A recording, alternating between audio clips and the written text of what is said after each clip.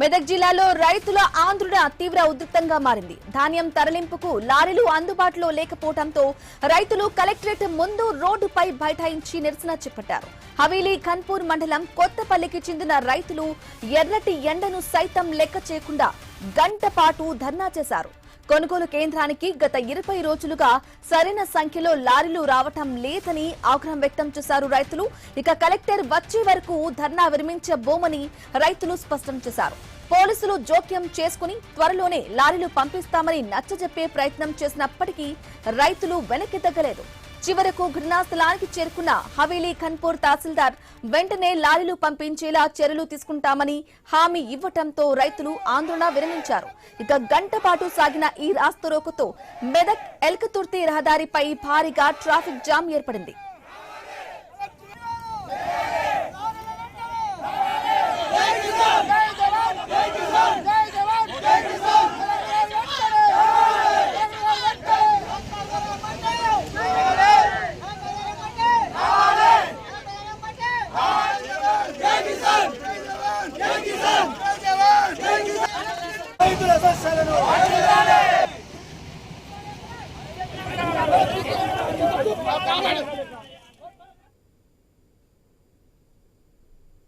నుంచి 2 లారీలు ఇచ్చింది మాకు. ఆ 2 లారీలు ఎంత ఒక 25 లారీల దాకానే పోయినాయి. 1/2 అట్లా పోయినాయి. ఇప్పుడు 4 వారం రోజులు అయితే మొత్తం బంద్ అయిపోయింది. ఒక లారీ కూడా ఏమైంది, ఎన్నో అది షెడ్లు ఎత్తలేదు, నా పడత పడుతుంది. 4 రోజులు వేస్తాం. ఒకటి లారీ ఉంటుంది.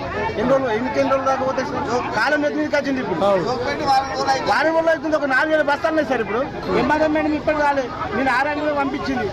చెప్తాను, ఏం చెప్పలే. 10 గంటల దాకా చూసినా వచ్చినాయి.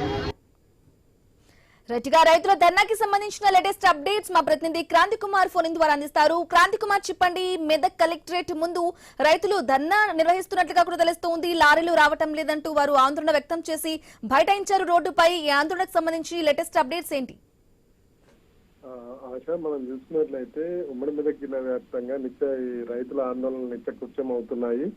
ప్రతిరోజు పలు ప్రాంతాల్లో రైతులు తమ ధాన్యాన్ని కొనుగోలు చేయాలి, తమ కొనుగోలు కేంద్రాలకు లారీలను పంపాలి, తాము పంపిన లారీలోని ధాన్యాన్ని దించుకోవాలంటూ ఏదో ఒక కారణంతో అయితే ధర్నాలు రాస్తారోకోలు చేస్తూనే ఉన్నారు. ఈ రోజు మనం చూసుకున్నట్లయితే హవేలీ ఖన్పూర్ మండలం కొత్తపల్లికి చెందిన రైతులు మెదక్ కలెక్టరేట్ ముందు ధర్నాకు దిగారు.